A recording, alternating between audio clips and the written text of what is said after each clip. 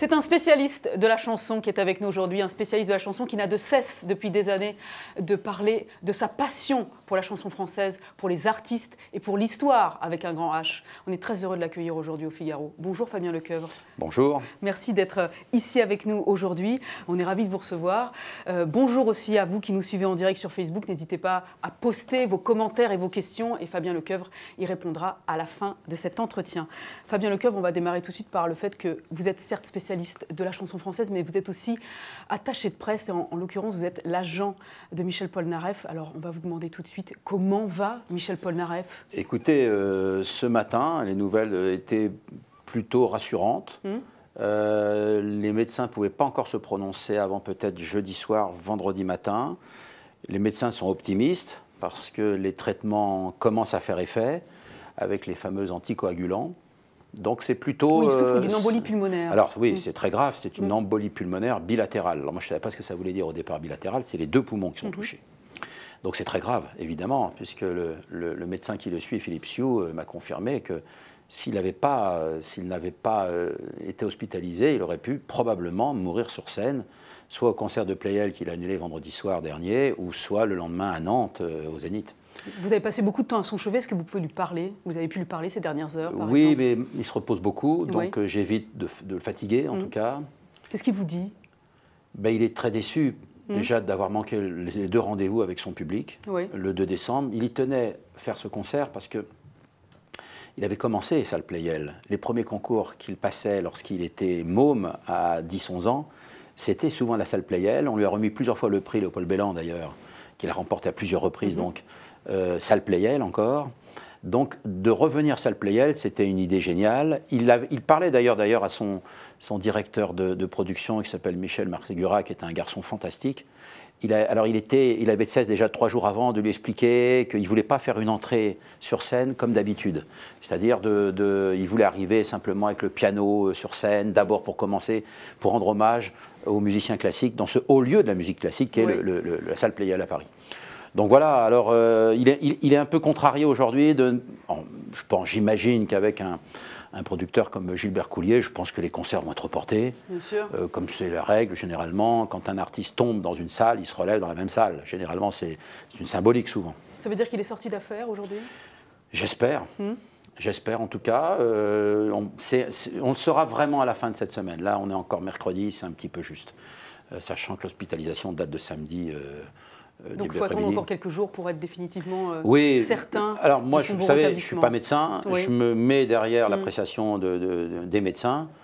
Et il reste optimiste encore entre hier soir et ce matin pour que le traitement fasse effet. Mais ils m'ont quand même confirmé que ça allait prendre entre 5 et 6 mois. Donc bon, je pense qu'il ne remontera pas sur scène avant 5 ou 6 mois, je pense, pour aller au bout de son traitement. Il est condamné à rester en France, finalement, parce qu'il ne peut pas reprendre l'avion. Donc voilà. Donc il ne peut pas retourner chez lui aux États-Unis. Non, et oui, il voulait bien sûr rejoindre son fils, comme c'était prévu. Et puis finalement, je pense que... C'est son fils qui viendra à lui. C'est son fils qui va venir à lui, je pense, d'ici quelques jours, ou pour les fêtes en tout cas, dès qu'il a fini l'école. Merci beaucoup Fabien Lecoeuvre pour ces dernières infos sur Michel Polnareff. Je le disais en introduction, vous êtes un des grands spécialistes de la chanson française. Vous avez publié à ce titre un grand nombre d'ouvrages. On va citer évidemment Claude François, Mylène Farmer, Renaud, pour ne citer que. Et puis votre visage évidemment nous est familier parce que c'est grâce à ces livres que vous êtes venu à la télévision et que vous avez participé à un certain nombre d'émissions, et en particulier celle animée par Patrick Sébastien. Cette chanson française qui est votre passion, je le disais, vous a permis de l'associer à une autre passion qui est la vôtre, qui est l'histoire de France avec un grand H. Et du coup, votre dernier ouvrage, c'est celui-ci, l'histoire de la France en 100 chansons. Parce que pour vous, vous le rappelez que l'histoire des chansons, c'est l'histoire de France. Oui, souvent, parce que, comme vous le rappeliez, je suis l'auteur d'un livre qui s'appelle Le Petit Lecoeuvre illustré, qui est un dictionnaire des histoires de chansons. Et puis... mon éditeur a eu cette idée de me dire mais c'est vrai qu'il y a beaucoup de chansons qui ont accompagné les Français selon les époques, selon l'histoire, la petite histoire de France, la plus proche de nous en tout cas, mais qui est quelque part fait aussi partie de la grande histoire de France. Et donc, l'idée de mon éditeur, Hervé Desinge, c'était justement de rassembler dans un ouvrage les 100 chansons qui ont accompagné les Français. Alors c'est vrai que je ne pouvais pas remonter au Moyen-Âge avec les Mazarines, évidemment. J'ai commencé à travailler à partir de la Révolution française, parce qu'on va dire que l'époque contemporaine, elle part de la Révolution française, évidemment.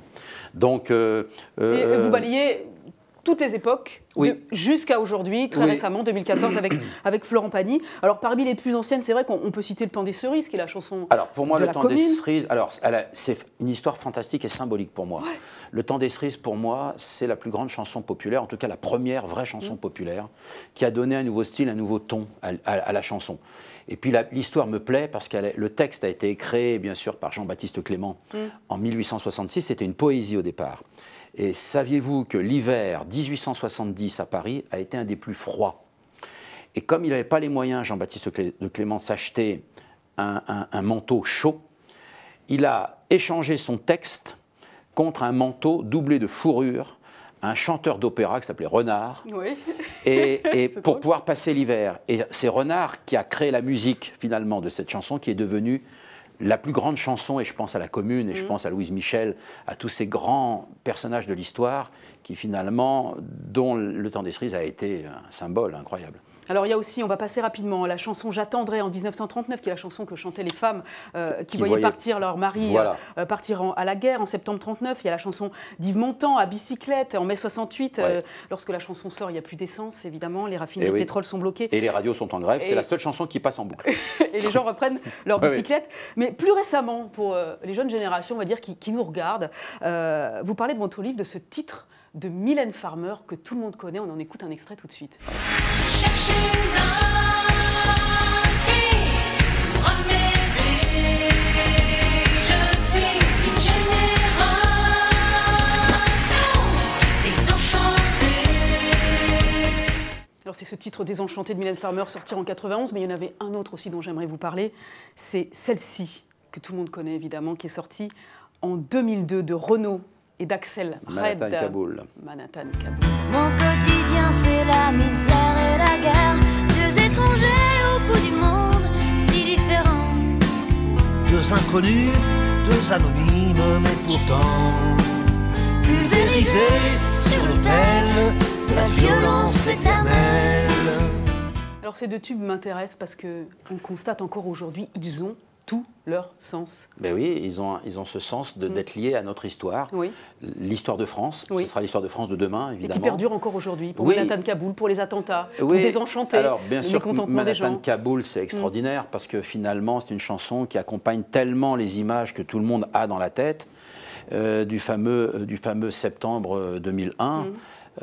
Et que Renaud, quelques semaines plus tard, inspiré par toutes ces images qui passaient en boucle à la télévision, a écrit un texte fantastique que Jean-Pierre Bucolo, son complice guitariste, a voulu mettre en musique. Et d'un seul coup, ça a été une chanson, une révélation qui est tellement la photo d'une époque. Et ça, c'est vraiment essentiel. Et Renaud est un grand témoin de son temps, puisqu'on peut considérer qu'il a commencé sa carrière en mai 68 sur les barricades à Paris, dont il faisait partie des grands mouvements. Et puis pour revenir à Désenchanté, c'est... Tout le monde, d'ailleurs, a reproché à un moment donné à Mylène Farmer un message. C'est une erreur, d'ailleurs. C'est pas sa volonté première. Oui, bien sûr, j'en ai parlé encore il n'y a pas très longtemps avec elle, d'ailleurs. Et c'est-à-dire que c'est une vraie erreur. C'est-à-dire qu'au moment de Désenchanté, on était persuadé que c'était la génération Mitterrand qui était désenchantée. On accusait en tout cas Mylène Farmer d'envoyer un message à travers la génération Mitterrand en 88, puisqu'il avait déjà terminé son premier septennat à l'époque. Et alors pas du tout, elle a dû s'expliquer très vite pour dire mais non, non, non. Je parle en mon nom, c'est ce qu'elle a dit. Exactement, c'est-à-dire qu'elle voulait absolument remettre les choses en place. C'est une chanson fantastique. Je dois préciser d'ailleurs qu'on oublie de le dire souvent, mais Mylène Farmer est une auteure fantastique. Elle a eu des textes, si vous regardez bien les textes de Mylène Farmer, c'est magique. Elle a une plume extraordinaire. Je ne parle pas de Laurent Boutonnat, son complice, qui est un mélodiste hors pair. Et pareil pour les clips d'ailleurs. Bien sûr. Fabien Lecoeuvre, il y a aussi des chansons qui ont changé l'histoire, ou en tout cas qui ont changé notre façon de voir la société. Oui. On pense évidemment, en tout cas moi, une chanson qui me marque énormément, c'est Göttingen de Barbara en 64. On va écouter un extrait. En fait, que jamais te revienne le temps du sang et de la haine, car il y a des gens que j'aime à Göttingen, à Göttingen. Et lorsque sonnerait l'alarme, s'il fallait reprendre des armes, mon cœur verserait une larme pour Göttingen, pour Göttingen. Magnifique chanson de Barbara qui a une très belle histoire également. Oui, qui a une histoire parce que c'est un jeune homme étudiant, Gunther Klein, qui était venu applaudir Barbara à l'Écluse où elle se produisait dans un cabaret parisien. Et puis il a invité justement cette chanteuse pianiste à venir à Göttingen, justement encourager les étudiants et chanter pour les étudiants.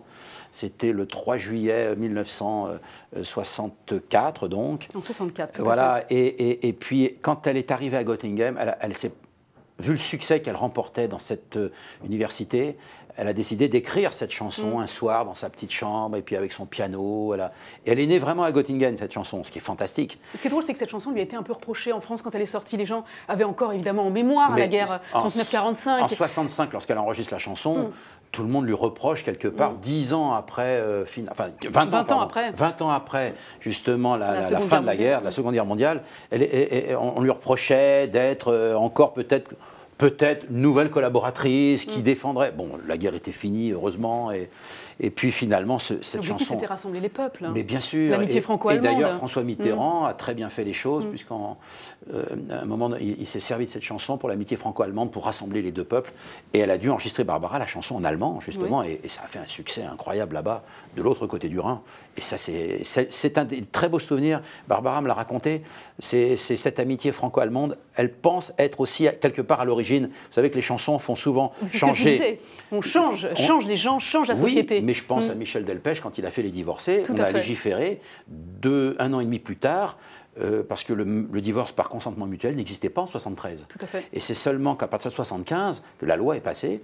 Et donc les chansons peuvent faire changer les comportements. Eh bien, il y a une autre chanson qui a fait changer les comportements. C'est celle qui a été initiée par Coluche et qui a été écrite par Jean-Jacques Goldman. On va écouter tout de suite un extrait, la chanson des Restos, bien sûr.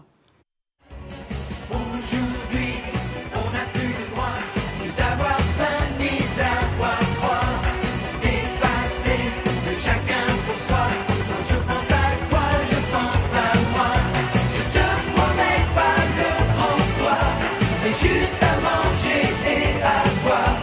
Un peu de pain et de chaleur dans les... C'est une chanson qui a été un hit considérable et qui a aussi changé notre façon de percevoir les Restos du Cœur et la façon dont on pouvait aider les gens qui étaient dans le besoin. Et puis surtout, merci Jean-Jacques Goldman d'avoir été utile à notre société, d'avoir créé quelque part ce département. Alors, bien sûr, Coluche a été important, mais je voudrais revenir peut-être à l'histoire des Restos du Cœur à travers l'histoire de cette chanson. Oui. Parce que Daniel Balavoine, j'ai eu le bonheur de rentrer un jour en train, on avait manqué un avion ensemble de Genève, et il m'a raconté que, en fait, c'est lui quelque part qui est l'initiateur. Coluche est bien sûr le fondateur des Restos du Cœur, mais l'initiateur a été Balavoine, ce que personne ne sait. Parce que dans les années 83-84, il faisait des billets d'humeur à la radio, une radio parisienne. Et puis tous les jours, il interpellait dans son billet d'humeur les pouvoirs publics, les autorités, parce qu'il voulait qu'on crée des banques alimentaires pour des gens en France qui ne pouvaient pas manger à leur faim. Et ça a été fantastique. Et puis bien sûr, quand c'est sorti, tout le monde lui est tombé dessus, Balavoine, en disant de quoi il se mêle. Il ferait mieux de se contenter de chanter, mais pas de parler politique. Et il adorait la politique, Balavoine. Et le seul qui a pris sa défense, à ce moment-là, c'est Coluche. Et au-delà d'avoir pris la défense de Balavoine, il a surtout récupéré l'idée fantastique de créer une banque alimentaire. Et il le fera, puisqu'il lancera un appel le 14 octobre 1985 sur Europe 1. Il lancera l'appel, et puis... Le 3 décembre 1985, il vient taper à la porte de la loge de Jean-Jacques Goldman au Zénith, qui était en concert au Zénith de Paris. Il vient taper à la porte de la loge, il dit « Moi, il faut une chanson pour tirer l'histoire de cette banque alimentaire. » Et il lui a dit « Voilà, Jean-Jacques, ma poule, comme il avait l'habitude de parler aux autres, il me faut une chanson, il faut que tu m'écrives un tube. » Et Goldman lui demande « Pour quand ?» Mais il me dit « Pour demain ou après-demain. » Et Goldman, bien évidemment, c'est un homme généreux, il s'est exécuté, il a fait sa chanson, il a appelé Coluche, il a fourni le texte, la musique, etc. Il a enregistré très vite la chanson. Beaucoup d'artistes se sont prêtés de personnalités, que ce soit Michel Platini, Yves Montand, Michel Drucker. Catherine Deneuve a failli le faire, elle n'a pas pu le faire. Il y a une petite anecdote dans votre ouvrage sur Catherine Deneuve. Oui, son nom apparaît sur les premières pochettes du disque, parce qu'il était question qu'elle enregistre un message comme Montand, comme Platini, comme Michel Drucker. Pourquoi n'a-t-elle pas fait? Elle l'a pas fait, elle était en tournage extérieur, donc elle ne pouvait pas revenir en France et c'était compliqué de le faire par téléphone.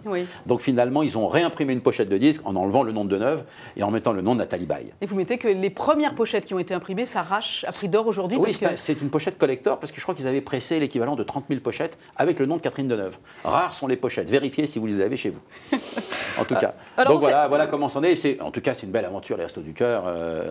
Et on va dire hélas parce qu'on aimerait bien que les gens puissent manger à leur faim. L'idée de Coluche, c'était quand même que tout ceci s'arrête assez rapidement. Or, on en est très loin. Oui, et malheureusement et heureusement quelque part qu'il y a cette association qui, je crois, tous les ans distribue des milliers, voire des millions de repas depuis tant d'années. Tout à fait. On imagine que vous n'avez pas pu tout mettre, c'est ce que vous disiez, ce livre n'est pas exhaustif. Oui.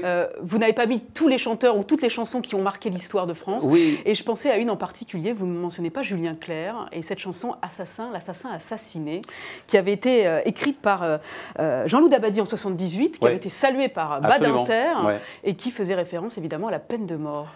Oui, mais j'ai pas voulu non plus mettre certaines chansons de Sardou comme Je suis pour. Oui, qui était lui pour le coup pour la peine de mort. Qui se prononçait sur la réaction d'un parent.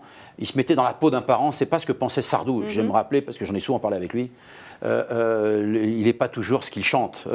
C'est un immense auteur aussi, on le rappelle jamais assez, et surtout un immense interprète. Mais j'ai pas voulu mettre certaines chansons parce que soit on connaissait trop les histoires, c'est trop évident, souvent.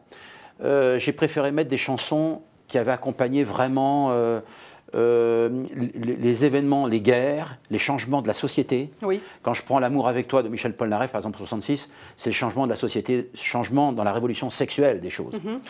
Quand je mets La Madelon en 1914-1915, bien évidemment, c'est une chanson qui a changé aussi et qui a encouragé les troupes et les soldats français. Ou quand je parle dans le livre, mettons, de Maréchal Nous voilà, qui a remplacé la Marseillaise, ce qu'on oublie de rappeler souvent.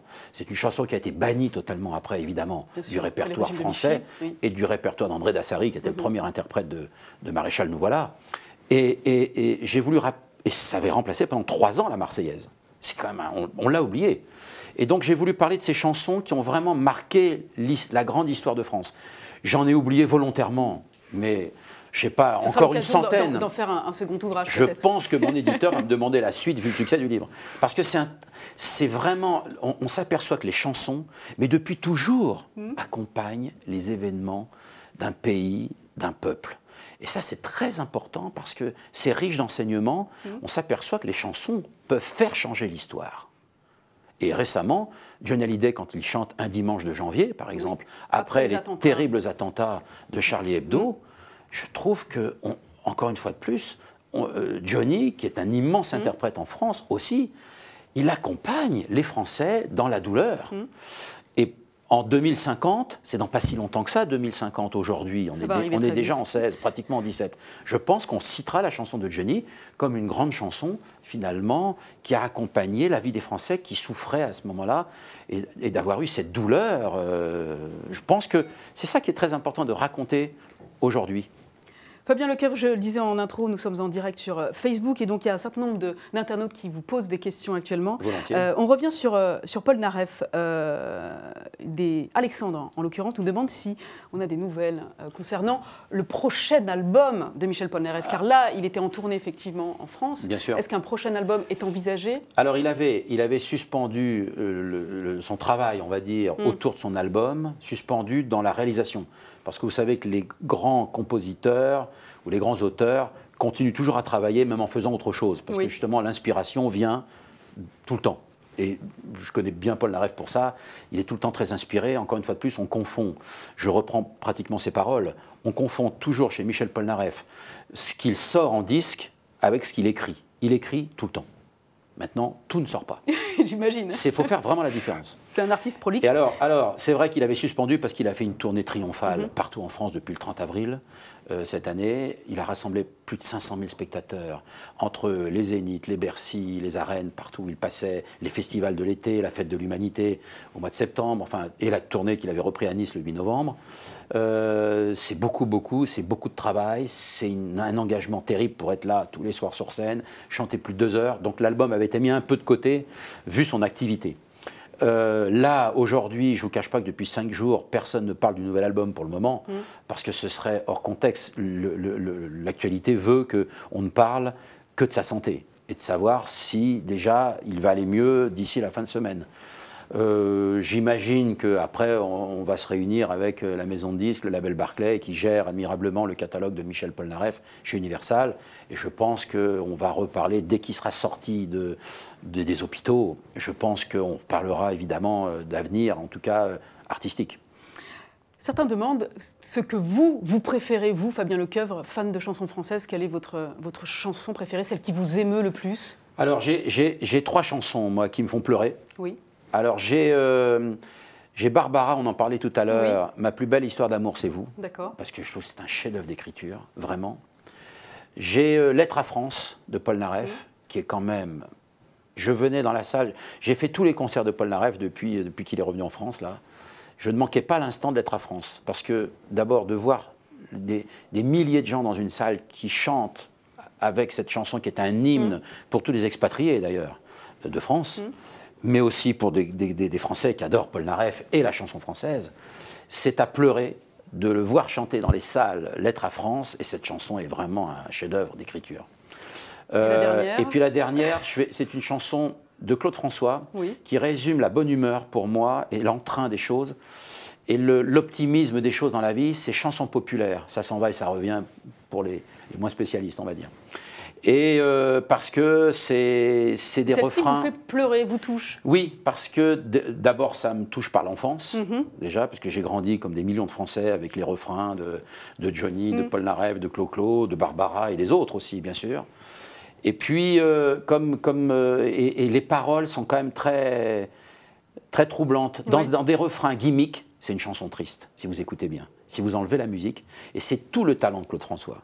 C'est de rendre les choses qui sont gaies, enfin en tout cas les choses qui sont tristes au départ, de les rendre gaies et sympathiques et justement joyeuses. Ben, je réécouterai attentivement en me mettant dans cette Et ça, c'est le talent de Claude François, c'est de rendre les choses tristes, très joyeuses, par des refrains et des gimmicks. Ça, c'est un vrai talent. Et cette chanson-là me touche, je ne sais pas pourquoi. Vous savez, on sait pas pourquoi les chansons vous touchent. Vous posez la question dans la rue à 10 personnes, chacun va avoir un titre différent, bien sûr, parce qu'on a tous des émotions différentes. Moi, je ne vais pas vous dire intellectuellement pour faire plaisir à une certaine chanson française intellectuelle qu'on préfère Hubert Félix-Stieffen, Georges Brassens, Gainsbourg ou Jacques Brel. Parce que si vous posez la question à beaucoup d'artistes, pour les médias, ils vont répondre ça, parce que c'est sympathique intellectuellement. Mais quand vous parlez avec eux, dans le privé, ils vous disent que Lara Fabian ou Céline Dion m'a toujours dit qu'elles ont appris à chanter sur les disques de Mireille Mathieu et de Michel Thor. Elles le disent dans le privé. La variété. La vraie variété. Par contre, quand il faut parler à une caméra ou à un journaliste, peu importe de quel journal, on dit non, mais moi, à la maison, j'écoutais les disques de Brassens, Jacques Brel et Serge Gainsbourg et Léo Ferré. Alors d'un seul coup, parce qu'il faut donner une autre image. Je pense, et quand je fais des livres, moi, je rassemble bien sûr. Dans mon livre, je mets Gainsbourg, je mets Julien Clerc, je mets Léo Ferré, je peux mettre Gianni Esposito, je peux mettre Cossimon, je peux mettre tous les grands auteurs que la France a eus. Et elle est riche de grands compositeurs, la France. Mais je mets aussi, pourquoi pas, La Danse des Canards, qui est une grande chanson populaire. Ou Les Sardines de Patrick Sébastien. Ou Les Sardines de mon ami Patrick Sébastien. Parce que les chansons populaires, que ce soit la Madelon en 1915 ou Les Sardines en 2006, vous accompagnez la vie des Français. Et il ne se passe pas une fête, un baptême, un mariage, une communion, en France, une bar mitzvah, ce que vous voulez, sans qu'on passe le disque des sardines. Toutes les fêtes étudiantes, il y a le disque des sardines. Et vous le savez tous comme moi, j'invente rien. C'est ça, pour moi, les chansons qui accompagnent les Français. Et Patrick Sébastien, c'est pas parce que affinité c'est... ou Non, amitié. ça fait 10 ans que je fais les années bonheur avec lui. Non, ça n'a rien à voir. Voilà. Mais je pense qu'il accompagne les Français et que les Français l'adorent, indiscutablement. Merci beaucoup Fabien Lecoeuvre pour cet entretien. Je rappelle donc le titre de votre ouvrage, L'histoire de France en 100 chansons. C'est aux éditions Hugo Images.